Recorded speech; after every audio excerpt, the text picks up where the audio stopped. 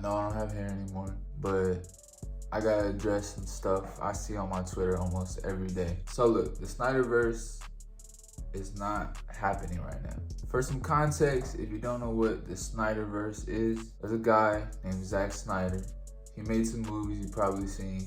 Made Man of Steel, Batman v Superman, a movie in 2021 called Zack Snyder's Justice League. Now the story on that movie, I don't have time to explain all of it, and I'm not gonna explain all of it. There's videos about it you could check out, figure out what happened, but to make a long story short, I guess, he made the two movies that I just named. He was gonna make a third one, and then that third movie, he was gonna have a follow-up 3 movies actually, coming after that. I'm not sure if Warner Brothers was gonna let him make those 3 movies. Reception to those 2 movies, or mainly the second movie. Some people loved it, really loved it, trust me, they loved that fucking movie. A lot of critics didn't like it, and they pointed out flaws in the movie. March 28th, 2022, I still see people defending, arguing about this movie like, it's been so long. To me, from what I've seen, my life experience, yada, yada, yada. I've never seen a movie go this long being talked about and debated constantly over and over for this long. And it kind of makes me think, is this movie good? I didn't like the movie mainly because the trailer that dropped that spoiled the movie. For some more context, in case we didn't have any more context, this movie was supposed to come out in 2015, but got pushed back to 2016. Not to mention, it was announced like in 2013. People waited a long time for this movie. I swear it was like 5 months before they dropped the trailer. It was the second trailer. It was basically the movie put into 2 minutes and whatever seconds. I honestly believe if they didn't show so much in that trailer, this movie would have been better received. And Snyder would have gotten his trilogy. He would have been brought back to do more movies. And then eventually they did let him come back, gave him, I can't remember the number, I think it was 60 million to do his third movie. And since then, they haven't called him back, as far as I know. But there is this thing with the merger that's supposed to happen. I'm pretty sure if you follow this closely, you probably know what I'm talking about. But Discovery or something like that is gonna merge with Warner Brothers, and maybe there's a chance the Snyderverse gets restored. I really wish I could sit down and know the full story of what happened between Snyder and Warner Brothers. People don't like Warner Brothers.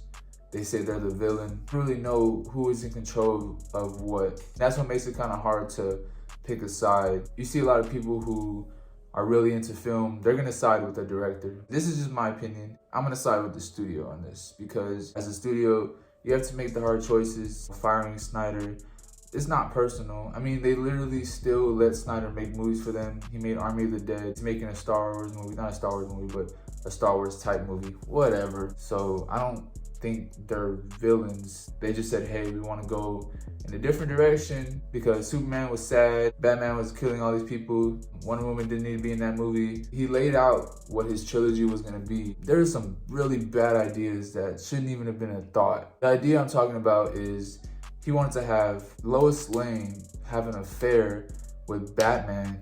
Lois Lane's married to Superman, and then they have a child. Batman sacrifices himself to save Superman. Their child they have grows up to be Batman. There are like 1,000 things wrong with that. Listen, you can tell me I'm a hater. I don't really give a shit.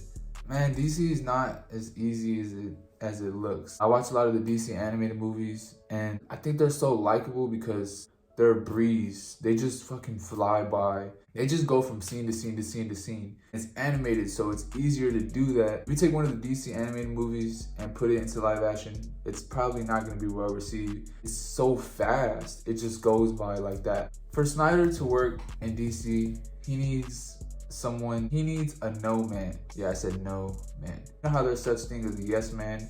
A guy who just says yes, yes, yes to everything. He needs someone to say, fuck no. Say he has an idea.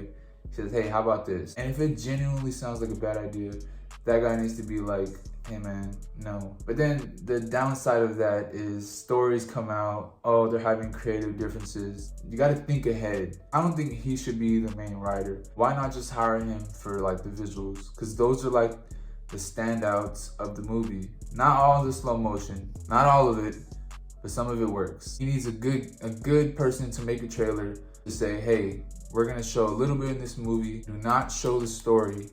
And I promise you, Zack Snyder will have a great comeback for DC movies. Batman v Superman, Man of Steel, and his third movie have to be something.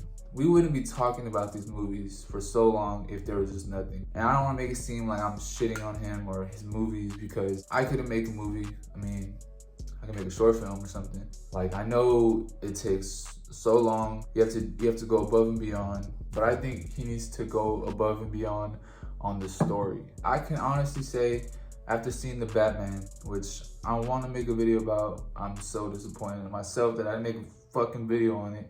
I think his style can work if he has the right team around him. Gets him a no man, don't do that type of person, and he can be successful. If you guys haven't checked out any of my other videos, go check them out. If you guys like the video or dislike it, do whatever you gotta do, you know what I mean? Thanks for watching. I'll catch y'all later.